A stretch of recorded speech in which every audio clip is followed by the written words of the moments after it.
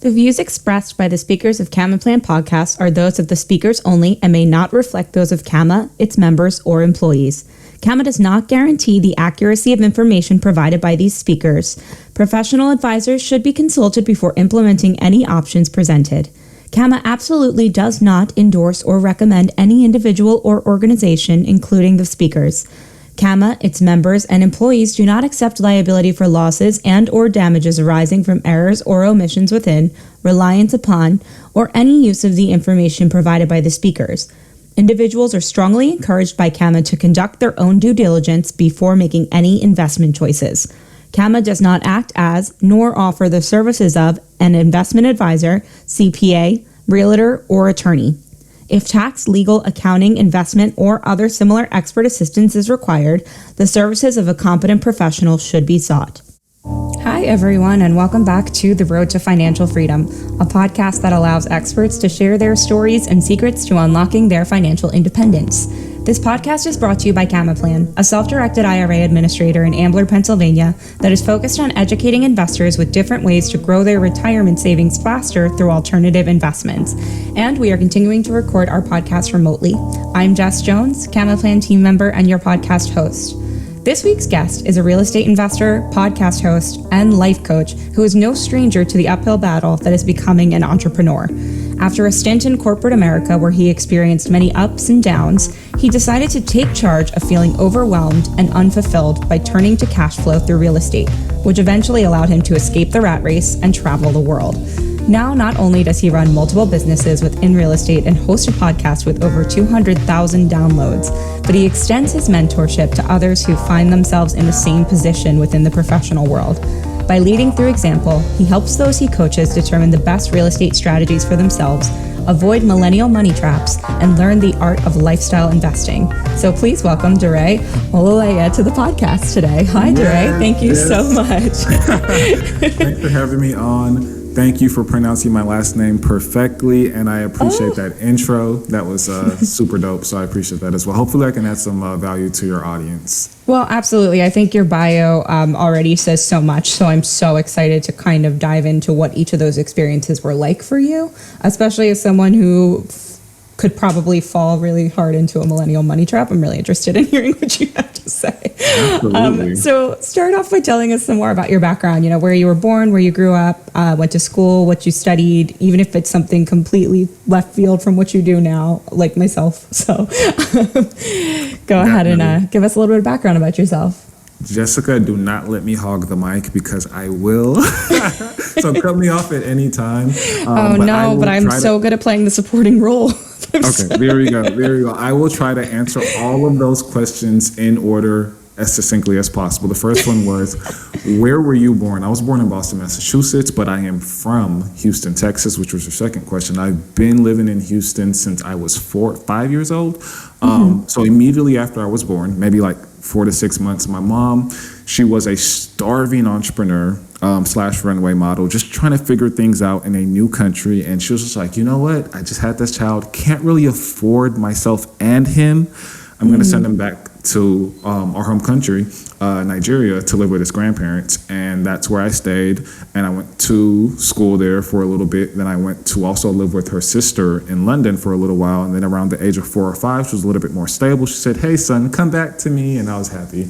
And I came back to live with my mom here in the States. And so I moved around a lot as a child. I'm almost very similar to like an army kid, I guess. I've never actually made that reference, but I guess that would be very similar to that. But there is a similarity there. Absolutely. Even when I got here to Houston, I would move around a lot again because of the entrepreneurial roller coaster that my mom was facing at the time. She would, have a good year, a bad year. The entrepreneurial roller coaster. You can't really predict it. So every single year I was in a new school. Every single year I had to make new friends. So I became really, really good at making friends, but really bad at building deep, long-term relationships. It was one of those things I noticed earlier on, but I was a social butterfly. I was able to connect with people really, really fast and really, really authentically because it was how I had to survive, right? You're 7 years old and you're the new kid and you just got to be like, hey, Bob, what's up? That was my life until high school, and then things became a little bit more stable in high school. I went to the same high school for 4 years. And I remember I remember when I finally got to college and I selected my college, and I was like, okay, well, I don't really know what I want to do. I know that my sister, all her life, she's had one track, one goal, one vision, one dream, and I commend her for that. But I knew that, and she's 7 years younger than me, and I knew that when I was 18, 19, I had no idea what I was interested in, what I wanted to do. I just knew that I wanted to be successful. I wanted to emulate what success my mom started seeing. Like, I was just like, man, this woman is crazy amazing. Like, she's built these businesses and they're doing so good. Like, how do I do this? And, how do I get to this pinnacle of success? So I went to college and I asked a ton of people. I even asked my high school counselor. I asked a ton of counselors in college and all that good stuff. I was like, hey, how do I make money? What are the fields out there? Just give me the lay of the land. And I ultimately kind of make this cross section between what I thought my skills were and what I thought was available on the market at that time.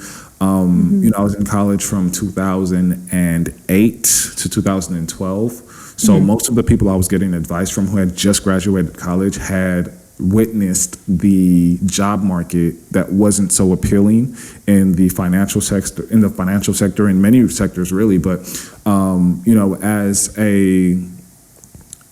anybody in the financial industry would tell you back in the day, like, there were no jobs to be had. It was just dry, barren, and but ultimately I settled upon the finance industry just because I knew that I didn't know what I wanted to do, but I knew that no matter what I wanted to do, whenever I did figure it out, that this finance background, this accounting background would help in any business I decided to go in. So I was just trying to keep my options open while having to decide on what I wanted to do, if that makes any sense. No, it makes a ton of sense. Yeah. Absolutely. So I decided to become an accountant, and I was told that if I become an accountant, I make good grades in school, I joined some of the boards, and I show that I'm an exemplary student, that I could get into one of the biggest, baddest accounting firms at the time, and it still is today. It was called the Big Four accounting firms. And just think about the biggest 4 accounting firms in the world. Just think of Harvard or Yale or Princeton, like those schools of accounting firms. Like, that was what I was trying to get into, not just any old accounting firm, but literally the biggest 4 in the world. They're called the Big Four for a reason. So I was just like, if I can make it to one of these Big Four accounting firms, like, I'm set for life, right? That's what I was told. That's what I was taught to believe. That was my upbringing. Yeah. And they told me that if I worked there for 10 to 12 years, I'd start making $500,000 a year, and I'd become what's called a partner. I was like, oh, I want to be a partner. I want to be able to buy into a company. I want to be able to do these things. This sounds pretty awesome. Why don't I do that? Right. So I made the grades, not really, kind of, sort of. But what really helped me get into one of these firms was my overall accolades, right? I ran the biggest organization on campus. Like, I did so much with food and health. I did more volunteer hours than anybody else because I ran that organization. It was just so, my resume outside of my GPA was far and above anybody else probably on the campus, just because of how much work that I did. So when it came to my GPA, they were expecting 4.0s, 3.9s minimum, but they accepted me, and I had like a 3.2, 3.3. I was like, oh, well, but this guy is amazing everywhere else, so I'm sure that, this would be a great addition. And lo and behold, they need to actually stick to their standards, and I'll tell you a little bit more why about that later. But I went to one of those firms, I got accepted, and I was super excited, and I was like, okay, now my life begins. And again, with these firms, they woo you with so many things that that most people want, right? That's a question, if you don't mind me just cutting in real fast here. That's a question that does come up for me, is like, for you, how do you then, you explain like at so many turns in your life, this is what you'd been told, this is what your perceived idea of success was because of what you had heard or what you had seen or what you had watched your mother or your counselors told you to do. So then how did you kind of, and I'm sure you're getting to this, then my question is like, how did you separate your own thought from what everybody else was telling you? Or was it a have to live and learn situation, basically? Definitely the latter. It was more of a live and learn situation. I mean, I started listening to what everybody else was saying, what everybody else was doing. And then when I experienced what it was that they wanted me to do, that's when there was a disconnect. So again, I joined one of these firms and I'm thinking like, okay, now I don't have to worry about anything else ever again. I just have to be here 10 years minimum. And then I start making, a ton of money. And, I basically have my entire life figured out. The white picket fence, all that good stuff. I'm good. I'm okay.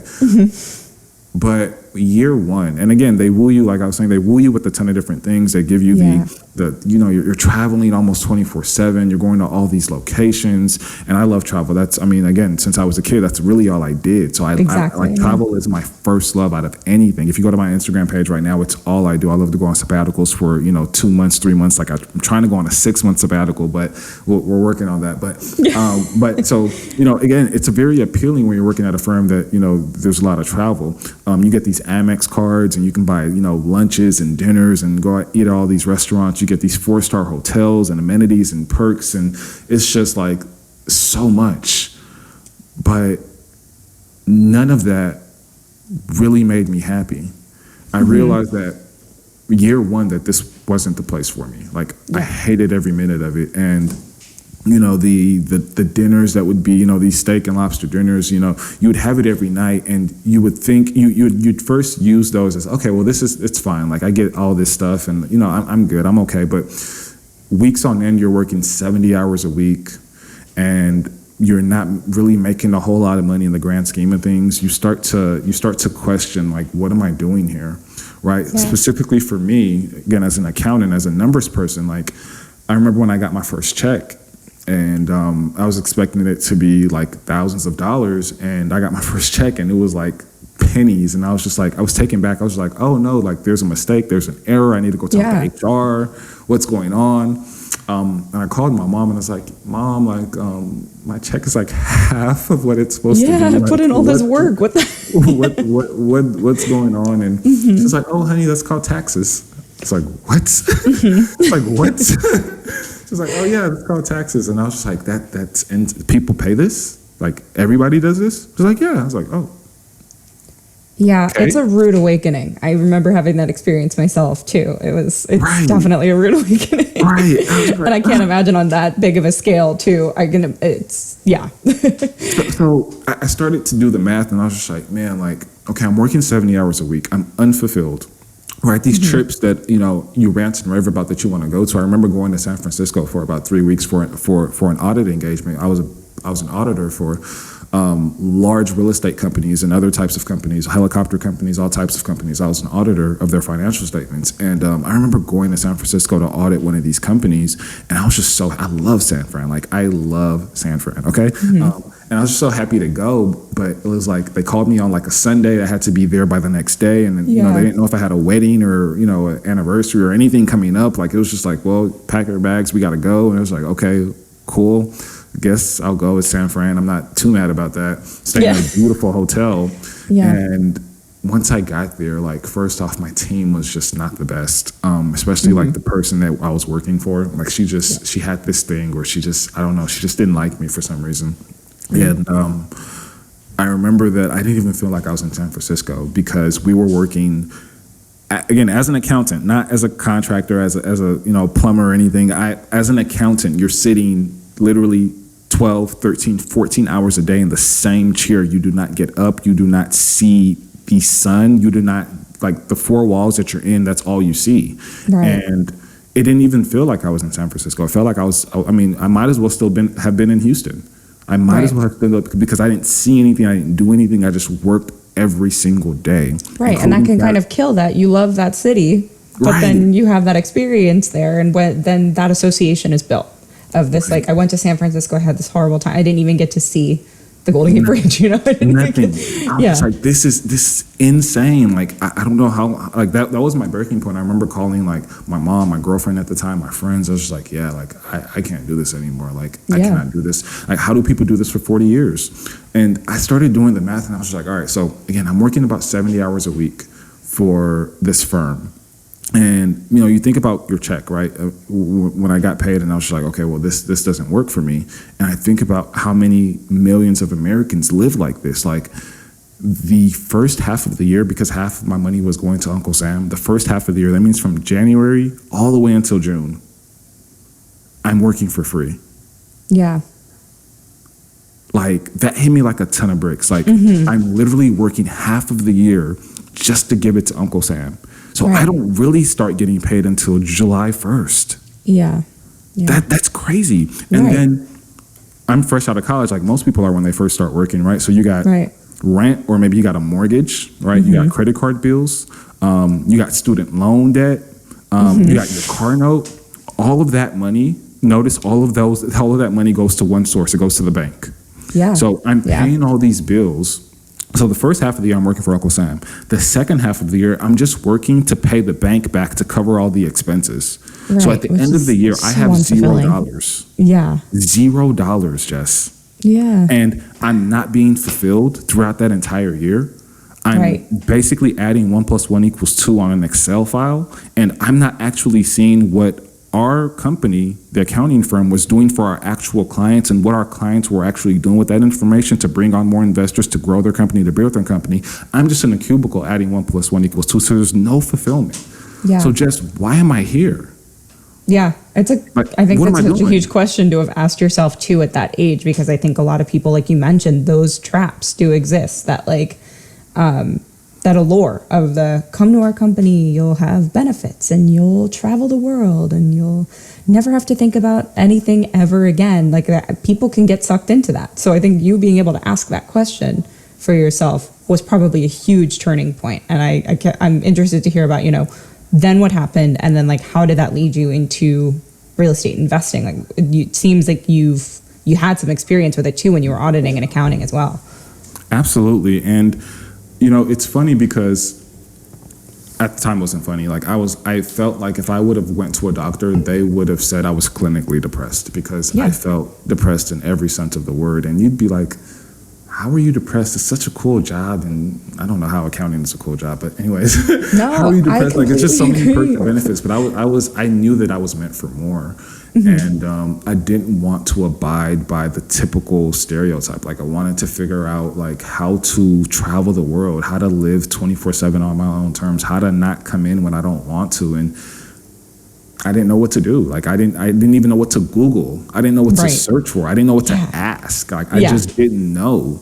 Right. And then one day, this girl, I call her girl, but she was 1 year my senior, because we have like ranks by year in the accounting world. She was 1 year my senior, and I call her my guardian angel to this day. I just asked her, I was like, hey, I didn't even ask her anything, I don't think. I don't know what she did, but one day she just walked up to me. She's like, hey, Daray, I don't know, but something is just telling me to give you this book that I've been reading on the way to work. And as an adult, Jess, like I was like, a book? What? I know. I was an English major, and I think I still would have had that reaction too. So. Right. And I was just like, like I'm not reading a book. And I was probably like 24 at the time, and I hadn't read a book my entire adult life, like from 18 to 24, 25. Like I hadn't read a single book. I remember there was one book I tried to read by Robert Greene. It was called 48 Laws of Power. I would try to read that book on a plane, on a bus, in my sleep. Feeling like this is like a cat in a hat riddle. But anyways, I would try to read that book anywhere, and I just wasn't a reader. It wouldn't work for me. Yeah. But when at the time that she asked me to read this book, and she told me she thinks it'll help me, like I was just like, I didn't know what to turn to. I had nothing else. I was like, oh, okay, whatever. I'll read it. Didn't think I would really read it. Maybe I'd read the first page or the first chapter. Just that book, sigh of relief says it all. Yeah. That book changed my life. Yeah. That book changed my life. And I read that book. I think I probably finished that book in less than 24 hours. Today, I've probably read that book maybe 10 times. Since that day, I probably read about a book a week. Since that day, Jess, I probably read about a book a week. I've read well over 100 books. Like, I love reading. It's all I do since that one day. Darn. Now I'm going to have to ask, what's the title, if you can share it? What's that book? It's probably the most popular self-help book out there. It's called A Rich Dad, Poor Dad. So, but it's interesting because, see, I was wondering when you first said it, we hear that response a lot. Like, and I don't think that that's a coincidence on this podcast. From a lot of people, we hear that response a lot, but I find that everybody's response to it and everybody's encounter with it is so different. So I guess what I'm wondering too is, like, you know, for you, it was clearly an emotional change. It was a lifestyle change. But like, what else were you able to glean from that book that also kind of helped morph your real estate investing into also a lifestyle business too? So if you can share, like, you know, how did that help you get into real estate investing? And then like, how did all of this then morph into lifestyle business too? Because I just think it's so interesting that book's come up. And when you first started talking about it, I was like, oh, it's got to be Rich Dad, Poor Dad. But then you kept talking about it in such a different way that I'm like, is this a new book that we're going to hear? But I think it's interesting. Everybody's take on it is very different. So clearly there's something there. Yeah, trust me. I mean, it's such a cliche book. I've done over 200 episodes on my podcast, and every time a guest comes on the show, it's one of the questions that we ask, like, what's your favorite book, or what book has really helped you along your journey? And, 60% of people probably say Rich Dad, Poor Dad. And every time they say it, they're like, I don't want to be cliche. I don't want to, I know everybody probably says this, and they still go ahead and say it anyways, because it's literally that powerful. Yeah, it exists for a reason. It's a cliche for a reason. Right. And again, when I read the book, I had no idea that it was that powerful. I had no idea what the book was or anything. So when I read the book, it was literally like a language I had been trying to speak, and nobody knew like what I was talking about. Like nobody, like I didn't know the words to put together. I didn't know how to describe what I wanted because I had never seen it. I never knew anybody who had it. I never experienced it. So it was like the dictionary or the encyclopedia to like what I've been trying to express. It was just like so much emotion. It was like, yes, this is yes. Like, so to answer your question, when I read the book, April of 2016. I had no investing experience, no investing knowledge whatsoever. And I bought my first property May of 2016. So 30 days later, I took what is called massive immediate action. And what's crazy is millions of people have read that book, and it's brought people to tears. It's had so many people change their lives, but the percentage of people that it's actually done that for, I'd say, is less than 5%. And as much as it's such a powerful book, I know that most people would read a book like that and feel like, their life is going to change and they're about to do X, Y, and Z, and they still do nothing. Right. I didn't want to be one of those people. I don't know, again, hindsight is 20/20, but I knew for some reason that I needed to take action now, or I'd end up like the other 95% of people who read a powerful book like this and do nothing. So I was just like, hey, let me just find a way to get a real estate deal done, even if I fall flat on my face, but at least I'm in the game and I can now move forward with an actual plan that makes sense, that'll get me to my goal. Right. And it's like, you gain some financial literacy from reading that book, but until you actually did it, experienced it, learned what not to do, what to do in that first real estate deal, you weren't going to know what to do. So I think that's a really astute way of kind of pointing out, what holds why does that hold some people back? And thank goodness something inside of you is saying, all right, no, I have to take action now, because reading the book is one step toward it, but it's a passive step toward it in some ways. So then you have to make an active step as well. Otherwise, that passive step you took, it's not going to take you anywhere. Absolutely. And what's crazy about that first deal is I didn't know if it was a good deal. I didn't know if it was something I should be doing. I didn't know if I was going to fall flat on my face. And quite frankly, to be honest with you, I didn't care.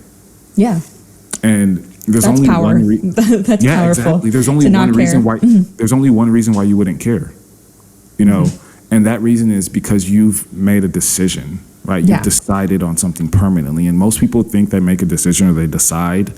So again, another tangent. I'm sorry, but the root word, and you're an English major, so you can appreciate this. But the root word of decide is, like IDE means to kill, right? To cut off, right? So like pesticide, right? Genocide, right? It literally means to cut off any other possibility. And I was just like, if I make this decision, if I've decided this, there's no turning back. So what is it to me if I do fail on this first deal, right? If I do fall flat on my face, if I do waste $20,000, $30,000, because at the end of the day, I've paid more than that for college tuition. At the end of the day, I'm going to actually be able to call myself a real estate investor. At the end of the day, I may have fallen flat on my face, but guess what? I've learned a whole lot through the process. I've built up a whole lot of connections. I know exactly how not to do it the next time. I've gotten so much invaluable information that I'm going to keep doing this over and over again, and every single deal I do after this is going to be a success. So why not just go ahead and just fail and just do something stupid? Like just do it and see what happens. And I did that deal, and it ended up being a super great deal, just because I had that mentality. Yeah. To decide, I think, I love breaking that word down like that, and kind of to make a decision kind of implies, okay, well, I've done something and that I'm going to feel this immediate gratitude from it. And I think that, if we just looked at the word that way, but then you add all this context to it of like, I had to fail. I had to take the risk of wasting $20,000, $30,000. I had to do these things. That all comes with the decision. And I think boiling it down to, again, the passive versus the active, the decision to make a decision is a passive choice. And then you have the active choice of actually implementing that decision. So I think it's really interesting how you've taken these objective things, these kind of abstract ideas, and contextualize them for yourself in a way that was just like I said before, there's power in just simply making a decision and not caring and not fully expecting, okay, well, that decision means everything else in my life is decided too. So I think that that's really powerful. Then for you, how many real estate deals, or what did you start to learn then over the course of the process of real estate investing, and how did that then turn into the lifestyle business? How did that become the name before the millions? I love that question. So in 2016, again, I bought my first property. I was like, okay, I've decided to do this. I'm all in. And I wanted to quit my job and just travel. I'm sorry. Just all I wanted to do. I just wanted to quit my job. No, I think that's incredible. I wanted to say, even before we even got to that question too, is I love the idea of now that you have this business, you have all these businesses in real estate too, you still take time for travel, for yourself. You take those sabbaticals. I think there's so much of, again, this idea, or that the sense of once you've made it, you're in this room with four walls, and that's actually the reality of it. Versus, no, you can make the space for yourself. You can make the space for your mental health too. So I think it's great. Always do it. Keep traveling. I'm going to follow your Instagram after this. And that, when I accepted my big four accounting job, when you accept one of those jobs, they're really strict sometimes on particular things. And one of their things is you need to actually start working within 3 months of acceptance. And again, I was already the oddball, the odd child out. I wasn't the cookie cutter person for the firm. Right. And they obviously saw that once we departed ways, which they actually fired me. That's another story in itself. But what I realized through that process was, or what I actually expressed to them through that process, was that I knew that I was probably going to be pigeonholed. I was going to be stuck in this career for 40 years, and I saw just a little bit at the time before I started working what people were going through. So I said, hey, my stipulation is that you give me an extra year to just travel the world. I will accept this offer. Just give me 1 year and let me travel. Let me do my own thing. Let me explore. Let me have fun. And then I'll start next year. So I actually waited an entire year and a half before I actually started working full time. That's how much it meant to me. Side tangent. And that year I went everywhere. I went to Mexico. I went to Dubai. I literally just went everywhere. Right. So after I bought that property, I realized that I spent all my money. I realized that I spent all my money. I was like, oh, well, that was fun. It was a great deal. And it was a deal where I still remember the numbers, but at the time I was grossing about $1,500 a month in rent. And I was netting about $250 a month in rent. So after I paid the mortgage, taxes, insurance, all the bills and all that stuff, I was taking home about $250. So in my mind, I was like, okay, cool. I need to get as much of these properties and get as much of these $250, $300 cash flow properties as I can. And by the time I get to $5K or $10K a month, I can quit my job. So that was partially the plan. But also, I understood that I didn't really have another 20, 30 grand to spend to make $250 a month. I was like, okay, well, Daray, what do you do? So I Right. decided that same year, in those same months, that April, May, June time era, to research and start building other businesses to make more money so that I can pour into my real estate business. So I was what you call a starving artist, a starving entrepreneur, a struggling entrepreneur, because I was trying to find anything that would stick. Okay. Hopefully some of your listeners can relate to that. I started 6 businesses that year because I wanted to be a real estate investor. Wow. Yeah. So is this all while you were still working at the Big Four? All while I was still working at the Big Four. I started 6 businesses, and I could kind of read the writing on the wall that things were not going to go my way in the next, like, again, this was part of my depression, is because I knew for a long time that I was going to be let go of. And they prolonged that for at least a year, if not more than a year. So imagine getting paid every 2 weeks at your job, knowing that any one of these could be your last paycheck. Yeah. And normally when you feel like that happens in like a month or 2 months, like you kind of know it's going to happen. But that process, that agony, I was still getting paid. So, I mean, how much agony was it? But that agony of knowing like I didn't have any control and I can be just snipped at any time went on for much longer than I thought it would. So I was just like, I got to do something. So, I started 6 businesses, and the very first business I started right after I bought my first property was a drop shipping business. The very second business I started was a Kindle publishing business. I started an eBay business. I started a lead gen business. I started all these businesses that year, and my only goal was to make money in those businesses to buy more property. Right. I didn't understand business. I had been a professional all my life. I didn't know what a business was. I saw my mom do business, but I mean, she didn't really talk about it or explain it. So I quickly was really awakened by the fact that businesses need money to make money. And I needed marketing dollars. I needed promotional dollars. I needed ad dollars. And I was just like overwhelmed with all the money I needed just to not make any money, just to get my business off the ground, just to get an LLC, just to create a website. It was just thousands and thousands of dollars that I needed to operate not just one business, but 6 businesses.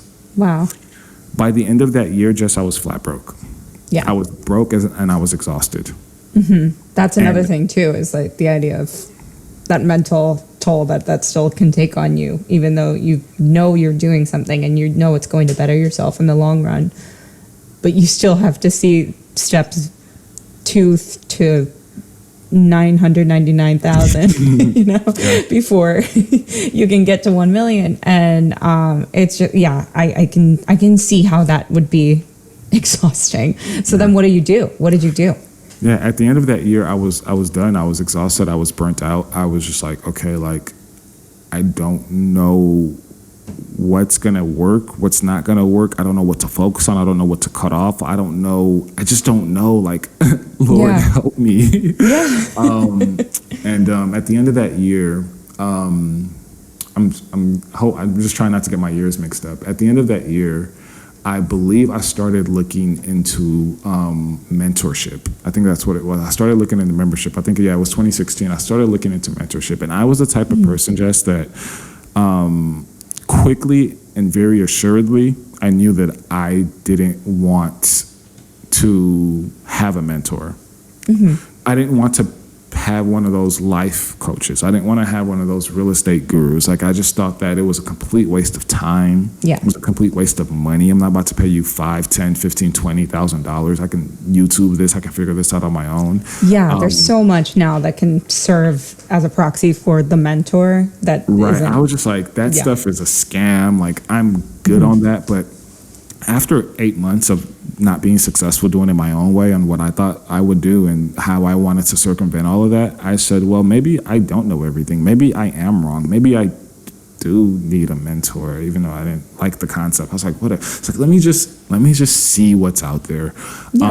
So that's when I heavily started investing in mentors. To this day, I've probably invested almost $90,000, maybe even $100,000 in mentorship coaches and courses. Like, it's something that I do just as vicariously as I read books. It's a second part. It's like every single area of my life I have a mentor in. Like, it's not even funny. And it's crazy how just 5 years ago I was so opposed to it.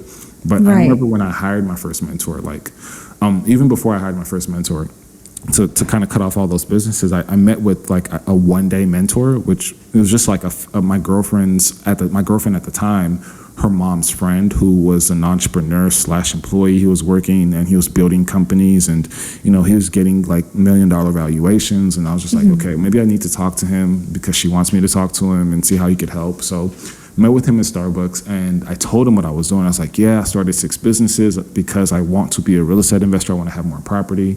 And he asked me one question that really just changed my perspective a little bit on what I was doing. He was just like, why are you building all these businesses just to invest in real estate?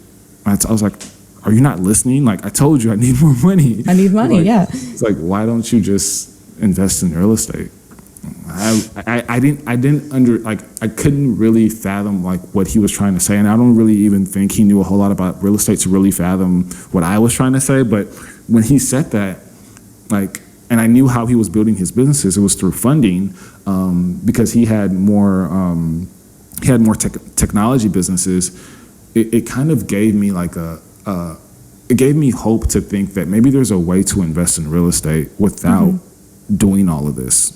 Yeah. So I quickly went from 6 businesses to 2, quickly, because again, I didn't have the money anyways. Right. And that was kind of the first step, is just cutting down everything and just having one focus, right, outside of my real estate business, which was my drop shipping business, just having one focus. So that was December of 2016. January of 2017, the very next month, I bought a real estate course that helped me do exactly what he kind of hinted at that I should do, but he probably had no idea that he hinted at it, which was find a way to invest in real estate with no money. And the best way that I saw to do that, because of my background, there's 1,000,001 ways to do that, and I do it totally different today. But the best way that I saw to do that, because of my background, because I was already auditing the financial statements of some of the biggest real estate companies in the world, I knew a little bit about commercial real estate and the apartment space. I was like, well, why don't I find a way to invest in real estate with none of my own money? And instead of buying these single-family homes, why don't I raise money from investors, the OPM, other people's money, and use their money to buy apartments? So I took a course to help me do that. And I think I paid $1,000 for the course, one of the probably cheaper courses I've taken. And it was a great course. It was super helpful, but there was no way that $1,000 course was going to help me become a millionaire. There's no way that it was going to help me quit my job. Like, it had all the information that I needed, but it was just so complex and so vague and so big, and the tasks were so daunting that it was just like, okay, I need somebody to actually like help me through this process. Like, this is a lot. So next month, I started looking for mentorship, and mind you, Jess, I have no money, right? I'm just like literally scraping by at this point. I have no money. I started looking for mentorship, and I hired my first mentor against my better judgment, and I think I paid him like $12,000, and I was just like, and I didn't have the money. Just like I told you, I was flat broke, but I put it on a credit card, and I said, like, again, I've made a decision. This has to. I just always have the mentality, like, no matter what, I'm going to find a way to reap the rewards of this transaction. Like, there's always going to be a silver lining. There's always going to be something, even if I don't accomplish the goal, there has to be I'm going to take away something worth $12,000 or more from this, this experience. So I was just like, all right, whatever. I pay this guy, and I'm like at my wit's end, and I was just like, please, God, I hope this guy has the answers that I need, because I'm about to get fired, and I need to make sure that I'm stable enough. The first thing that we do after I pay him all this money, and it's crazy, I just looked at him and I was like, was just appalled. I was just like, wow, like, this is crazy. But the first thing that he told me to do, just imagine you pay this guy thousands of dollars to help you like buy apartments. And he says, hey, Daray, this is what I want you to do, and you're going to be working on this for a while. I want you to build a platform. I want you to become a thought leader. All I heard him say was, Daray, I want you to go get on social media and talk to people. I want you to be on Twitter and Instagram. I was like, what, dude? Like, I just paid you $12,000, and that's what you're going to start me with? You want me to be a YouTuber? What? You want me to like, and it's crazy. his name is Joe, but he has probably the second largest real estate podcast in the world. And he was just like, this is what I want you to do. I was like, well, I did pay you all this money, so if you're not going to teach me real estate, I might as well. Guess I'm going to get on Facebook. Might as well listen to what you got to say. So he said, create a platform, and I started thinking, all right, what's going to be my platform? And I thought about YouTube. I thought about creating like a real estate website for like connections and all this other stuff that was going to take too much time. And finally, I was like, well, you got a podcast, Joe. Let me just create a podcast so I can get this task over with, so you could finally teach me how to invest. Yeah. And I created the platform. And I called it Before the Millions. This is in 2017. Right. And, which I love the name, too, because I think you really create a platform for a lot of people who are wondering, how do I bridge that gap between being the brand new investor and then all of a sudden being an accredited investor who can do all these different things. I think Before the Millions really just implies like there is a network for people like you who are new. Yes, you have it. You got it. So I created that platform. Yeah. And that was literally the message. Like, one, you didn't have to make $1 million to live your lifestyle design, right? Today I have people who make $200,000, $300,000 and they hate their lifestyle design. They hate their jobs. They have no money at the end of the month. They got 2 cars, 3 cars, the nice fancy cars. They got the nice big house, and they go on the 1 or 2 vacations a year, and they're not really happy. And then I got people who make 60, 70 grand a year, and they are location independent. They travel the world. They use geo arbitrage. They live in Thailand for 6 months, and they are the most happiest people ever. And they're far richer in my eyes than the people who make way more money.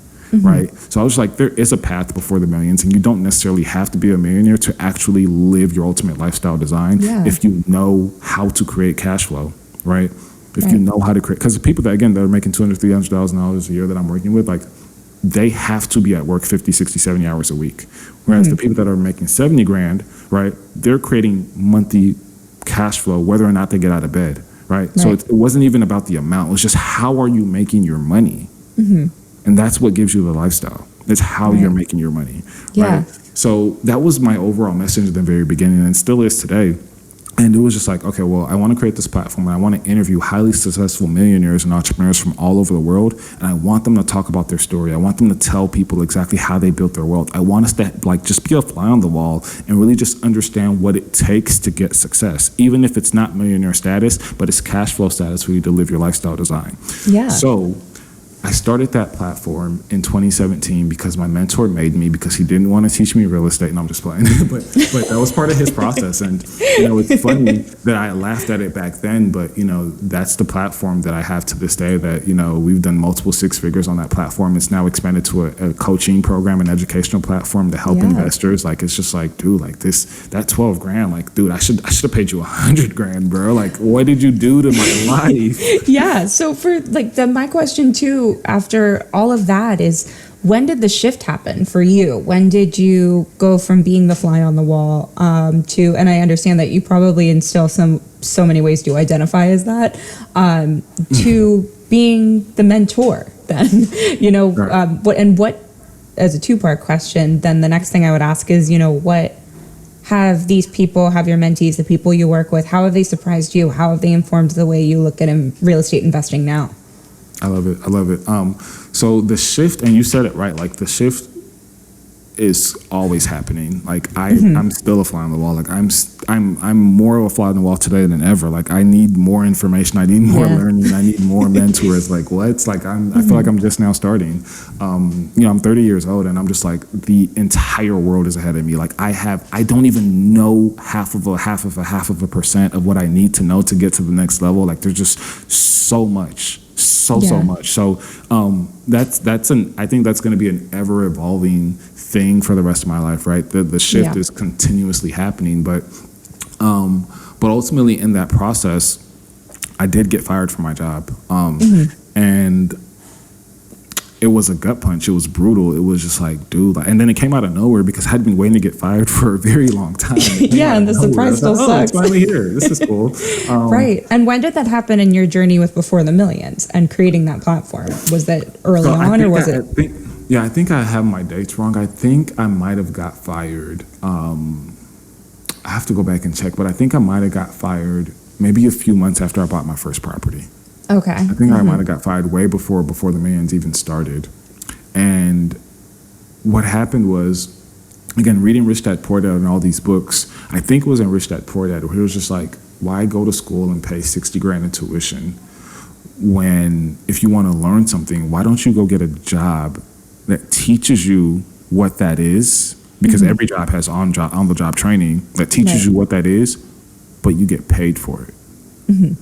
So I was just like, okay, hold on, Robert, hold on. So what you're telling me is don't go back to school, right, to learn, because again, I knew how to look at numbers in arrears, right? I knew how to look at financial statements and tell a story on what happened last year. Like that was what I was trained to do in my job. But I didn't know how to forecast. I didn't know how to do projections. I didn't know how to look into the future. Right. So I could have went back to school. I could have got my CFA. I could have got a ton of different designations. I could have went to go learn a lot from school and been in debt another 120 grand. But after reading that book, I was like, well, why don't I go get a investment analyst job where they have to teach me this stuff and they got to pay me to teach me. Right. So I was like, all right, well, Daray, ding, ding, go do that. So I went to go find a job that showed me exactly what I needed to do to be a successful investor. So now I'm taking advantage of the system, and not in a bad way, but in a great way. Like, it's like I'm learning exactly what I need to learn to be a great apartment syndicator, but I'm getting paid for it a lot of money every month. Yeah, no, I think that's the way to go. If we're going to have to be cogs in this crazy big wheel, then we might as well get something out of it as well, is the way I always look at it too. So that's what I did. Yeah. That's what I did. And I was just like, well, this is a sweet gig because I'm learning a whole lot about my industry and what I need to know anyways to be successful, but I'm getting paid to do it. So it was a win-win for me. I didn't have to go back to school. Right. So when I got that second job, I was an investment analyst for a private equity hedge fund based out of New York that literally all the assets that they bought were large commercial properties like apartments and storage spaces and all this stuff. And I was like, yes, let me learn, right? So I just literally got another job to learn, but to also have that income. So it was then at that job, that I realized like stability is a facade. Like there's no such thing. I mean, I don't care who you are, how long you've been at your firm, how high your ranking is, like stability is a facade, right? You need multiple legs on that table for that table to be sturdy. You can't just stand on you can't have a table stand on one leg. It's not possible. Yeah. Some tables could stand on two. Like the table my computer's on right now is on two legs, and it's two very big legs, right? It's not like skinny two legs, right? So, but the more legs, the better, right? And that's how I thought about business and cash flow. And so again, I diluted all those businesses, and I only had two businesses, which was my drop shipping store and my real estate business. And then I had a job as an investment analyst.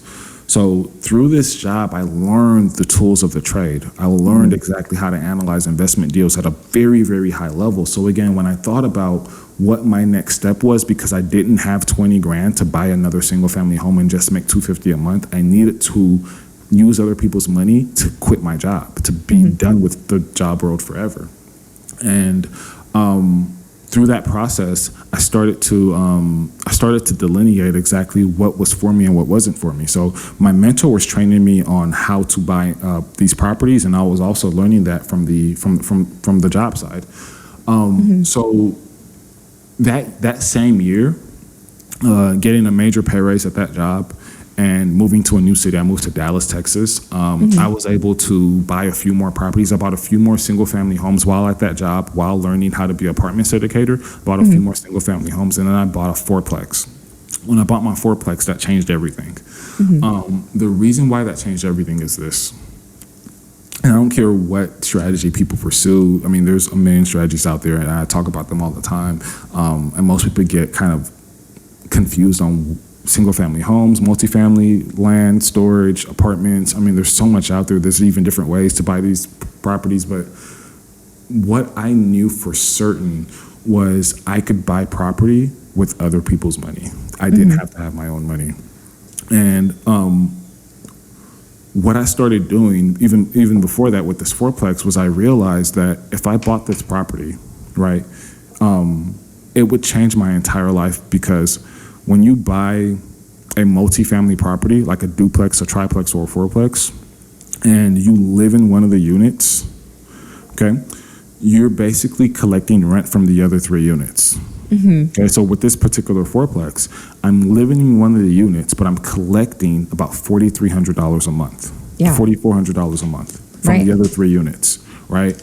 My real estate bill, my mortgage, my taxes, my insurance, all of my expenses all together, it's about anywhere from $3,000 to $3,200 a month. So when I bought this fourplex, it was so different from any other single family I had bought in the past. Reason being is now, going back to lifestyle design, which is my whole goal. Now I have a place where I live, right? Because before this fourplex, I was paying $1,500 in rent every single month. Okay. And that's, again, it's just going nowhere. Like, I mean, yeah, it's going towards my living expense and I get to live in this place, you know, I'm paying for the month, but you know, it was literally wasn't building any equity for me. Like it wasn't any long-term anything, right? So I was like, all right, I'm paying $1,500 a month. I buy this fourplex and I just eliminated a $1,500 a month expense because now I own my property. Okay, so that's one thing. I eliminated a $1,500 a month expense, but now the money that I use, the money that I would dish out every month, I'm keeping in my pocket. Not only that, but to actually pay the mortgage, I'm collecting rent from tenants. So the tenants are paying me $4,300 a month. I'm paying $3,200 a month to take care of all the bills. I'm pocketing $1,100 a month from this one property. So now, Jess, I'm getting paid to live for free. I'm gonna repeat that again. I'm actually getting paid to live for free. Right. And it's like all of that struggle that you had dealt with all of those years prior to that moment probably felt where you realized it, probably another huge sigh of relief. Like that was like the second biggest milestone, because now it's like, okay, when most people go on vacation, right, you're going to still continue to pay your mortgage, or you're going to still continue to pay your rent wherever you actually live, and you can only go on vacation for 3-4 days, maybe 2 weeks, right? Because you're it's like you're paying double for, you know, where you are and where you live. But now I no longer have an expense back at home, so I can literally go anywhere, and that's literally my only expense. And even that expense, I can still cover that with the excess I'm making from my tenants off of one property. Yeah.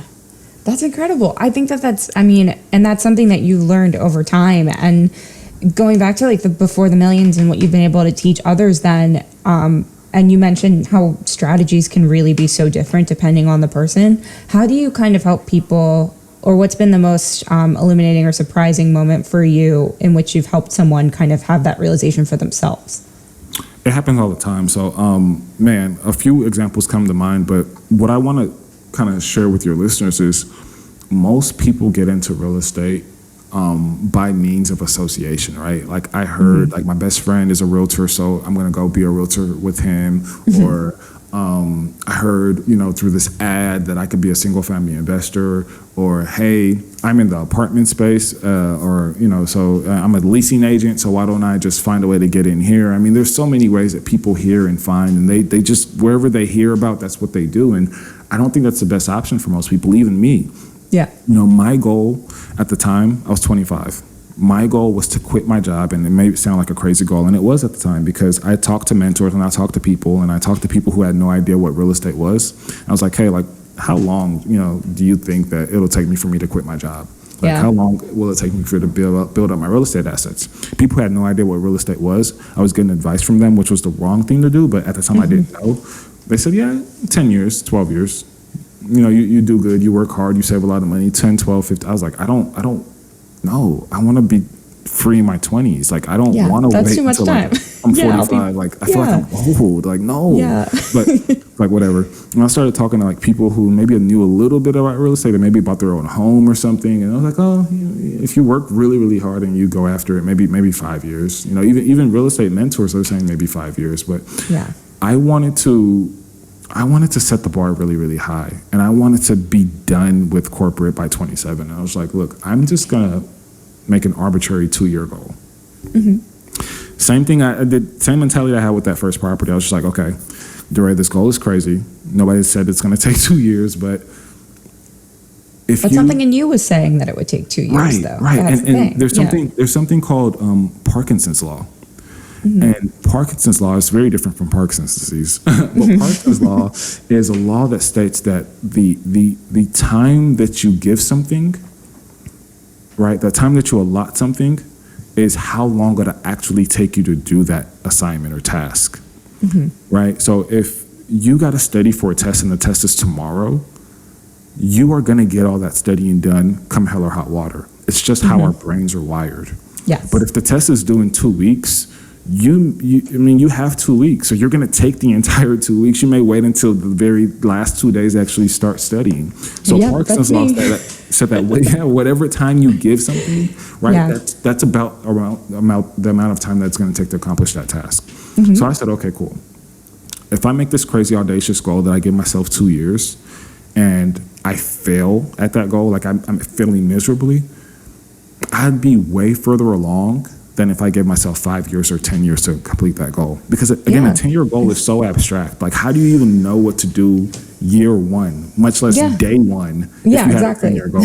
Like, what am I supposed to be doing today with it? If I have a 2-year goal, like, I literally have to get to work. Like, I got to get off this call now. Like, I gotta go. Like, I gotta start, because there's like, so the goal was more so to put a pep in my step and to give me a goal that was reachable, that was quantifiable in the very near future. Right. So that's what I did. I gave myself a 2-year goal to quit my job and escape the rat race. So back to what your question was, I realized that, all right, if I'm buying property and I'm putting down, the down payment, $20,000-$25,000 for these properties, and I'm making about $250 a month from each of these properties, I need about 20. If I want $5K a year, I need about 19 more properties, 19 more $20K down payments to start making $5K a month. If I want to make $10K a month, I need about 39 more $20K down payments. Where am I going to get that money from? I don't even have enough money to buy one more, much less 19 or 39 more. Like, what? So I knew that the strategy that I started with wasn't the strategy for me, wasn't the strategy that fit my goal. So again, going back to what you said, I started to realize that there are certain things that we need to ask ourselves to make sure that the real estate strategy that we're pursuing is the right strategy for us. Because everyone is different. Everyone is different, right? I think about, and I have a guide that I literally break down 7 questions, and I'll go over some of those questions here really quick, but I think about, what resources do you have? What background and education do you have, right? What's your goal? What's your timeline? Okay. Once you know your timeline, each of these questions eliminates, like, let's just say there's 100 real estate strategies. Each of these questions will eliminate 5, 10, 15 strategies from your bucket to make sure that you're going down the right path. Right. So if I ask myself, what's my timeline? And my timeline is 2 years, buying property the traditional way, putting a down payment down and making $250 a month, that would not get me to my goal in 2 years. I need to stop doing that strategy. I should have never started with that strategy. So I like to reverse engineer the process and just ask 5, 6, 7 basic questions to make sure that whatever strategy every individual is pursuing is the right strategy for them. Not for me, not for you, but for that actual individual. So it's like, I love that. It's like, hey, what are your resources? What's your timeline? Right. Again, you don't have to have money. Right. Resources can mean so many different things. It can mean connections. Right. If you don't have money, maybe you have the sweat equity. Maybe you have the time and you partner with somebody who has the money. Maybe you don't have a whole lot of time, but you got the money. Right. Just know what you're starting from, so you know how to get to where you're going. So again, these are questions that I love for people to just ask themselves, because again, it's the number one question that I get from new real estate investors. Where do I start? What vehicle do I choose? Right. And I always want to drive people, do what I'm doing because it's the best. I want you to actually do what makes sense for you. So I had this lady who, I think she bought like 2 or 3 single family homes before like she approached me and we got on a call, and she realized, like, I don't want to be a landlord. Like I did, this is like, I've been going down this path in Daray. If I would have never talked to you, I probably would have bought like 10 more in the next 2 years. I'm so happy we had this conversation, and she's selling both of those homes. She's doing something completely different. Still in real estate. She's still going to make cash flow. But it's going to be in a very, very different way that matches with what she wants, matches with her goals and ambitions, right? Matches with the type of lifestyle she wants to live. So it's different for all of us. And it's something that once I realized what my path was and what I wanted to do, I stopped the traditional way. Once I realized, again, what my strengths were, what I like, what I dislike, I even stopped syndicating, right? Because my mentor, I paid him $12,000 to teach me how to raise money from other people to buy apartments. When I started raising money from other people, I hated that process. Yeah. Like, I didn't realize how much I hated being a salesman until like I was in that process. And like, it brings me back to memories of my distant father who I don't talk to a whole lot, but I knew he was a salesman. I just hated that icky sales feeling. I didn't like that, that type of, I just didn't want anything to do with that. But it was what I had to do, I felt, to become a successful syndicator. So when I was approaching these $1 million people and I was asking them for $100,000, it felt out of integrity. Like, it just felt wrong. It just felt like, and then I just felt like I'm asking and I'm begging. So again, I realized what my strengths and weaknesses were and what I actually hated and liked doing, and I got out of that niche. Before I got out of that niche, I was working as an investment analyst for that firm, and by this time I own like all these properties. I'm making a ton of money in cash flow, but I'm still not at my goal. I'm still not making enough money to where I feel comfortable leaving my job. And I was like, all right, well, there's two things that are going for me. I'm coming out with a course to teach people how to house hack, to teach people exactly what I did to alleviate myself from all of my debt and like literally travel and live for free, right? I'm going to come out with a course for that, just because that's the number one question I get. And two, I'm raising money for a $34 million deal in Louisville, a suburb of Dallas. I said, with these two things, and I do this by the end of 2017, I will have more than enough money and leadway and residual income to quit my job. So I started working on those two things all of 2017, busting my butt, putting in another 40 hours after work, because actually this job actually let me work 40 hours. So I was able to put in a ton more time after work and really take advantage of it. And maybe about a month or two before the deal is going to close and about a month or two before my course comes out, I get called into the office again. I get called, just like the first job, I get called into the office again. But there's a major difference in this scenario than the first one. The very first one, I wasn't prepared. I didn't have any cash flow. I think I had like $250 or $500 a month, and it was just left field, and I had no backup. I was just, again, you don't, as an employee, as a W-2 wage earner, like, you have no control over anything. Right. That second time I got called into the office, I was a business owner. I was an entrepreneur. Yeah, I was set up. My mentality, my confidence, everything was so different. Right. The safety net was, and not even safety net. It was there. Right. There was something, there was ground underneath you. Right. At that point. It was like my desk, whenever you get fired, like they tell you, hey, go clear out your desk. I didn't even need to go back to my desk after I left the meeting. I was like, there's nothing, like, there was nothing. Not there. even a Post-it. Not even a post. There was no reason for anybody to escort me back to my desk. Like, I was like, Pamela, I'm okay. I don't need to go back to my desk. Yeah. Like, that's how much I was disconnected from that job. It was an educational piece for me. And the reason I got fired the second time had nothing to do with performance. It had everything to do with me being an entrepreneur. Nothing to do with performance this time around. It was just the fact that I was raising money for a large apartment deal, which is in the same asset class that this investment firm is analyzing for the clients that we have up in New York. And it was just muddled waters. And I could have probably, most likely, I'm about 95% sure I could have cleared up the situation. But I was a little bit arrogant. Like, I was already fed up. I was tired. I knew that was the day. Like, I was just like, you know what? I don't even want to explain myself. Like, I think it's just time. I said that before she could say that, because she wanted to hear, like, hey, okay, what's Daray, like, what do you, I'm hearing that you're raising money from people around the office, coming with, I wasn't soliciting, I wasn't doing any of that, but she, people like to talk, and it got to her, and she was my brand new boss, my actual boss who knew what I was doing. He approved. He was like, hey, I understand that you're investing, and like, I cleared it up with him and everything. So he knew. He got fired like 2 weeks before. So now, like, it was like the boss who knew exactly what I was doing. He had been gone, and she was just like, well, like, I don't understand this, and like, you have access to a lot of private information and tools and formulas, so I don't know if this is the best idea. And I was just like, you know what, I think it's time. Yeah.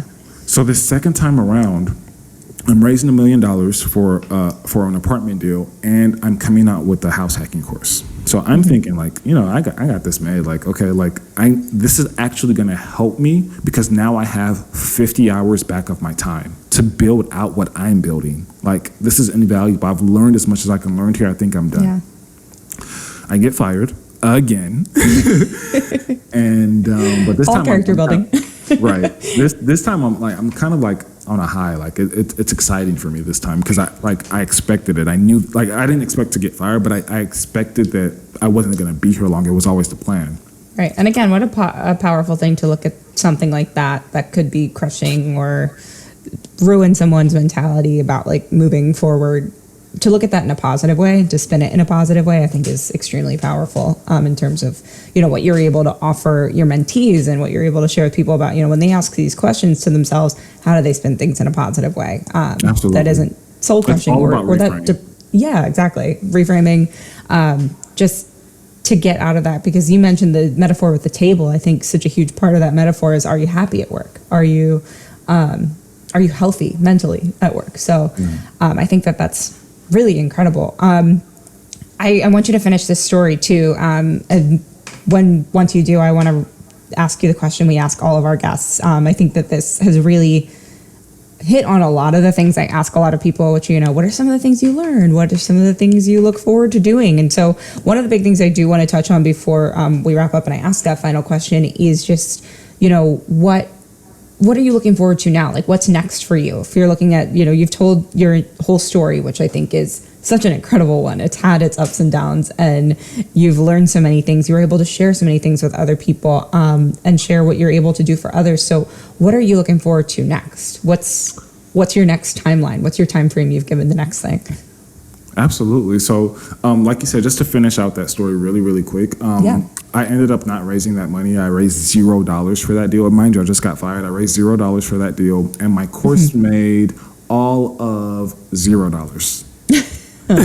So I went from being on high street to thinking, oh, I got this made, to I'm right back where I started, basically. I mean, I have like passive income, but it's not anywhere enough where I need. So I was just like right back where I started. So like, okay, well, I hate syndications. Like I'd rather be one of the private investors giving a syndicator my money rather than being like the person running it and raising all the money. So again, going back to what I wanted to do, what my strengths were, what my weaknesses are, I finally found my niche, which is creative financing and creative finance of single family homes.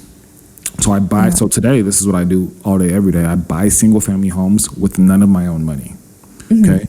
I buy single family homes from motivated homeowners, and I basically either sell those homes and make, a few $1,000 like a wholesale fee, or I add those homes to my portfolio and I make, anywhere from $250 to $500 a month per home. And that's all I do. I buy single family homes. And now I can take my money and give my money to those investors and be an investor on a large apartment deal. So again, when I look into the future, all I want to do is help people find their path. Like, it took me a few years to find mine. And if I can cut off a year, 2 years, 10 years, 20 years from your journey because of my experiences and how I know how to delineate, how to help people get to their path, even if it has nothing to do with creative financing, which is what I teach in my courses and my classes, I want to help you do that.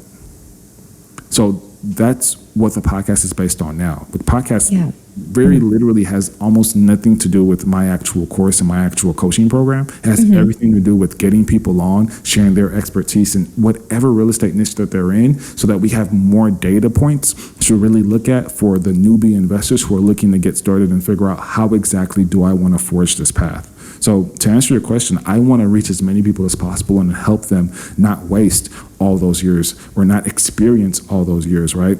Yeah. You said something about reframing, and when you think about the past year, right, and you think about just last year at this time, right, we're currently recording this in May of 2021. But when you think about last year at this time, there was so much panic. There was so much like uneasement. There was so much unknown, right? People were just calling this like the greatest unprecedented, like it was just like unprecedented times was something I heard like so much. That was the big key word, right? And I just got tired of that word, right? But you have two ways to look at the situation, and you can look at the situation like this. I'm invested in all these stocks. Me personally, I'm not, but I'm just giving you guys an example. I invest in real estate. I'm invested in all these stocks. And I see that the economy has just gone to crap. Like, my stock portfolio was down 30%, 40%.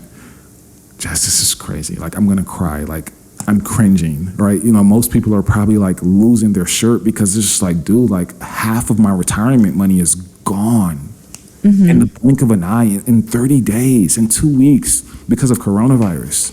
Right. And you can say, woe is me.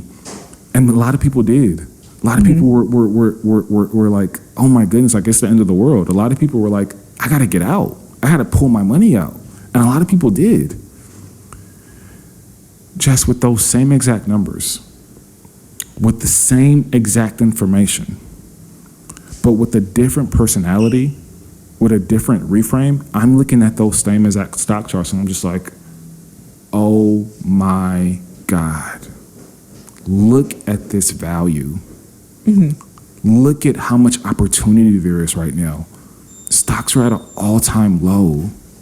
I need to buy as much as I possibly can right now. Right. This is amazing. Two totally different mindsets. The exact same information on the stock ticker. One person is going to succeed, one person is going to fail. And it's all about what's in their head. Right. What and they I think, believe.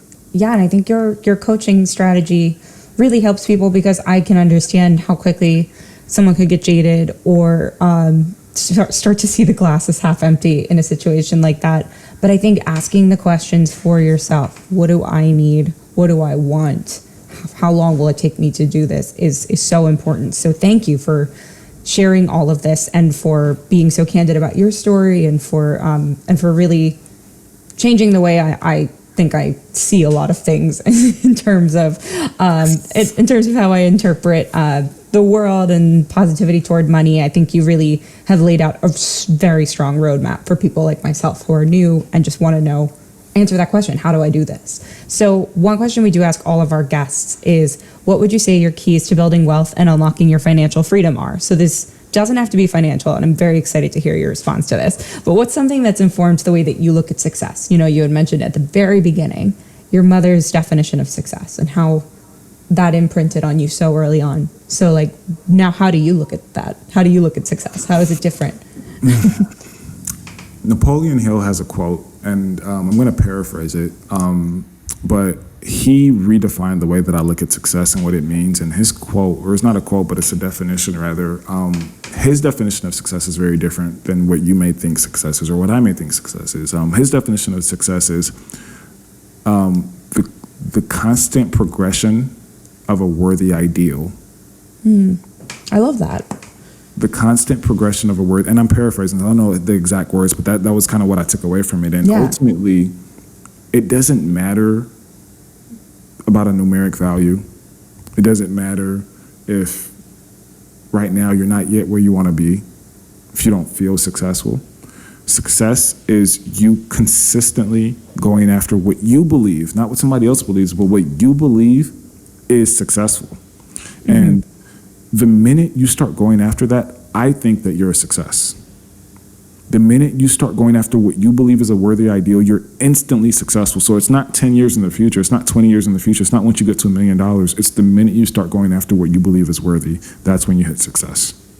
Thank you. Oh my God. There's so many things that you've said throughout this interview, especially this response, just have really hit home for me. And I'm sure it will hit home for a lot of people listening. Thank you for bringing your light and these lessons with us today. Daray, I really appreciate it. I know our listeners are going to have so much that they can take away, like I said. So one final question before we go is, how can people reach you? So what are the ways that people can get in touch with you? I know you're on social media, but how can listeners get in touch with you if they want to learn more and get in touch and ask you questions? Absolutely, Jess. Thank you for having me on. It's been such a pleasure to be on with you and Brian. I had so much fun. You've asked such insightful questions. I've allowed me to share my story and hog the mic. I do apologize, but hopefully it was insightful. It's okay. You can hog the mic whenever. You're such a good storyteller. So even though it's your story. Thank you. Hopefully it was insightful. And if people want to reach out to me, like you said, I love Instagram. That's my platform of choice. If you want to reach out, you can send me a DM on Instagram for sure. If you're interested in that guide that I mentioned a little bit earlier today, it's totally free. There's no paywall or anything behind it or any second whatever.